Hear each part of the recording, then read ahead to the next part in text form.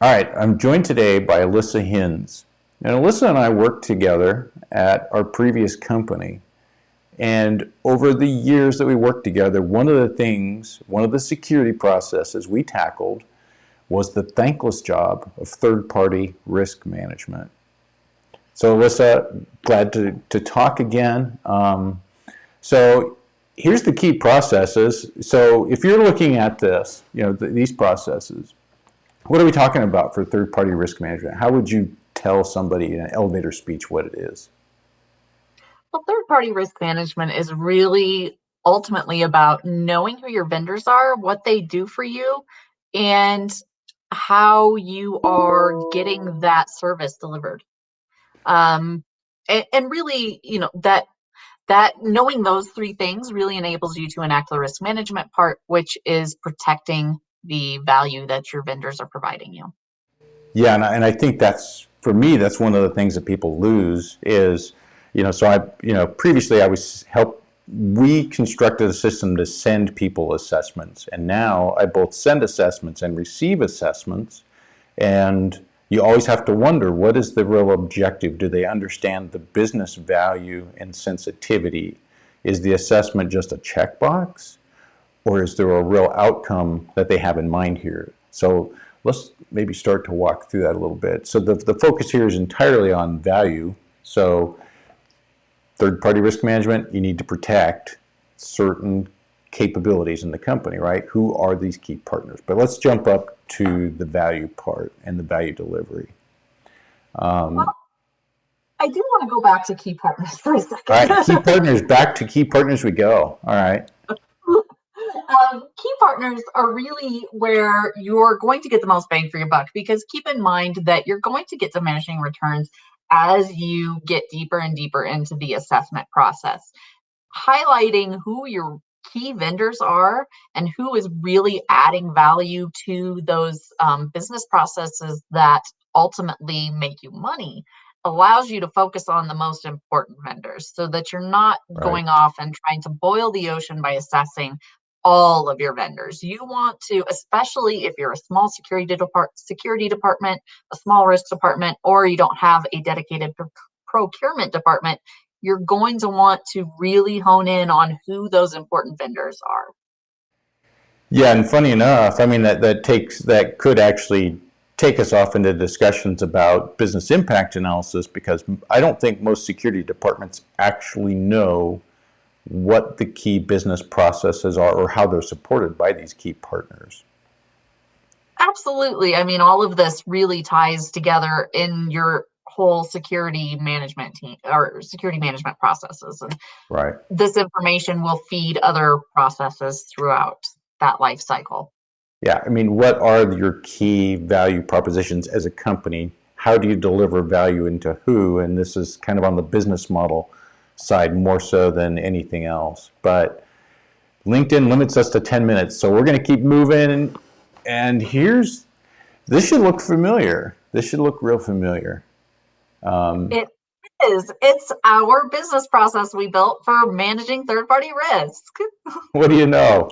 So, I think one of the key things here is, of course, the beginning is why do you start this? And it, there were always debates about this. Well, I don't understand why I have to submit this because, you know, it's going to take us time, to get this vendor approved. Why do I have to submit this vendor?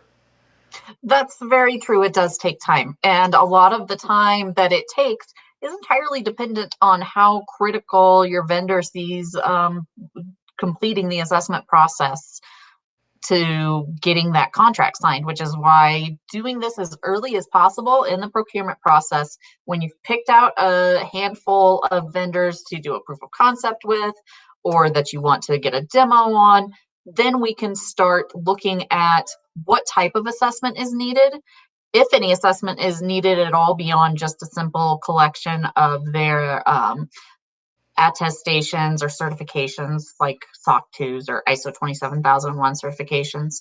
And that then allows you guys in operations who want to implement the vendor more flexibility in that timeline because we've got that assessment process running in tandem with your proof of concept. Right. Of course, there's also other situations where a vendor might have a change in scope, or if the risk level calls for it, you have an annual assessment of a vendor. And I think the context is really important. I don't want to waste time because somebody's got a vendor that is going they're purchasing fonts for some app, may or may not be critical depending on how it integrates. But that brings us to the big questions. You have to be able to scope this and size it up in order to understand how you want to assess people and how deeply you want to assess the relationship. Absolutely. And these 3 questions really provide a quick and dirty way to get insight into the level of risk that this vendor might present, or the level of risk in adding a vendor to a process in general.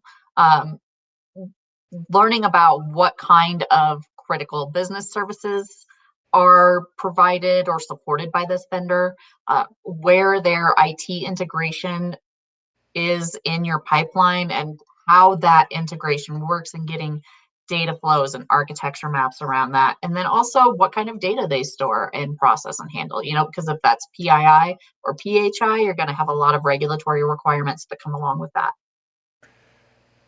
Yeah, and with third parties, especially now in the age of cloud, everybody's got key external relationships, and it could be Office 365, or it could be a niche or his niche. I'm not sure. The internet will correct us on this, but there's some service provider you have that could be key for you for some part of your business model.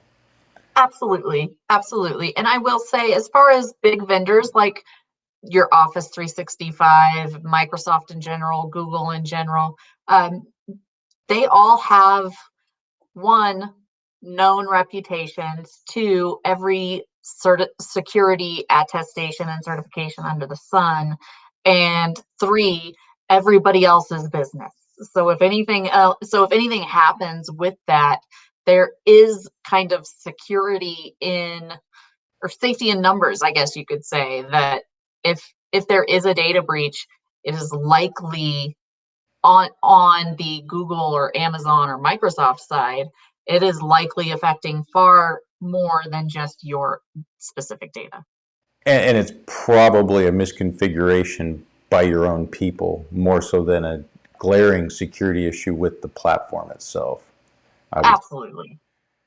So, And that is part of why knowing where that IT integration is and how it is configured is part of a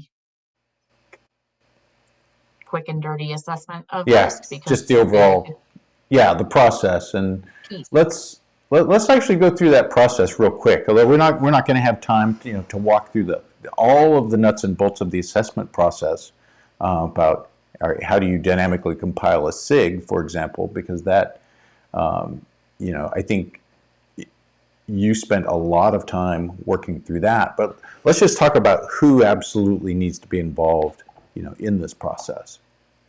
Absolutely. So whoever is going to be performing your assessment, that could be, your risk department, that could be the procurement department, that could be information security. You're going to want to have internal audit if they're available. Likely, you're going to want them to be involved in order to review those attestations,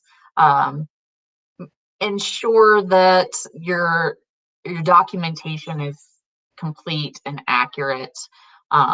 And then you'll also want to have legal involved for any contract negotiations, because you want to ensure that security provisions are all addressed within the contract itself. Yeah, and the contract review. Yeah, that's to me, it's That's actually one of the critical. consistent terms, in all of your contracts for your third parties. And then if you're a service provider, looking at what you commit to deliver to a lot of clients is another thing that I've become more aware of. And I think, You could do a whole series of videos on the contract review process. It is exactly why you want to have legal involved, because they are specialists in this. yeah. It's always just fun. All right, let's recap this real quick.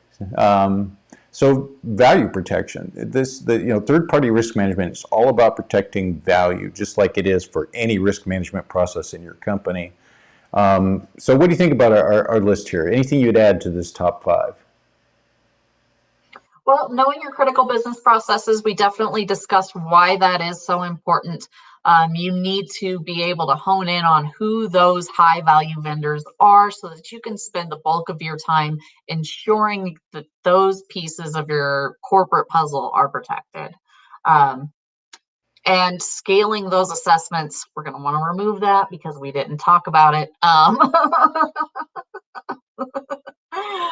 Having the right participants involved, that's going to cut down on a lot of catch-up work.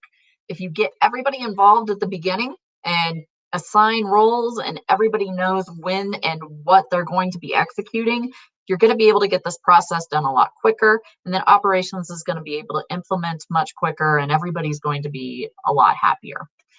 When there are real risks, though, and there you will come across situations where there are real risks, escalate those issues to decision makers like your corporate board, your governance council, your risk management team, or what have you. Because at the end of the day, the risk decisions, as long as you're not being asked to break the law, the risk decisions fall on those business stakeholders to make, because we are here to inform business stakeholders about risk and allow them to make more informed and educated decisions.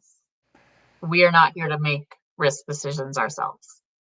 I had a CEO tell me, and I thought this was still to this day one of the best summaries that I've ever had. And he said, I want you to tell me if I'm walking on thin ice. And if I decide to keep walking and fall through, that's my problem. But if I'm walking and fall through the ice and you didn't tell me, I'm going to be really unhappy with you.